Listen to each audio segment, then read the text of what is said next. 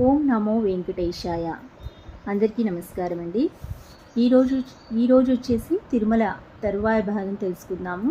నారదుడు శ్రీమన్నారాయణకి విహార స్థలం సూచించుట. అందరూ శ్రద్ధగా వినాలండి, స్కిప్ చేయకుండా. నారదుడు శ్రీమన్నారాయణతో, ప్రభు, నీ విహారమునకు తగినదియు సుందరమైనదియు ఆశ్చర్యప్రదమైన స్థానము ఒకటి కలదు. భూలోకమున అట్టి స్థలం ఇంకొకటి లేదు. నీ పాద పద్మములయందు పుట్టిన గంగకు దక్షిణ దిక్కున దండకార్యమున 200 యోజములు దూరమున, దక్షిణ సముద్రమునకు ఉత్తర దిక్కున, పూర్వ సముద్రమునకు పడమటి దిక్కున 5 యోజముల దూరమున అందమగు స్థలము కలదు. అది నీకు విహారస్థానమై ఉన్నది. అచ్చట జనులందరూ తపస్సు వేదాధ్యయమునకు ఆసక్తి లేక మానసిక దేహవ్యాధులు కలిగి దిక్కుతోచగా నివసించుచున్నారు.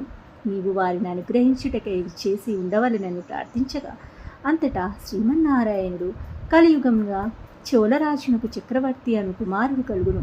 అతడు నాకు ప్రియభక్తుడు. తనకి అనుగ్రహించుటకై నేనచ్చుటకు విచ్చేస్తానని పలికెను అని బ్రహ్మాండ పురాణం ద్వారా తెలియచున్నది. భగవంతునకు ఆదిశేషుడు క్రీడాపర్వతమవుట. ఒకనాడు శ్రీమన్నారాయణుడు ఆదిశేషుని పిలిచి, ఆదిశేష, నీకంటే ప్రియమైన వారు నాకు మరి ఒకరు లేరు. కావున నీవు నాకొక ప్రియమును చేకూర్చవలెను. నీవు భూలోకమునకేగి పర్వతరాజమై ఉండుము. నీ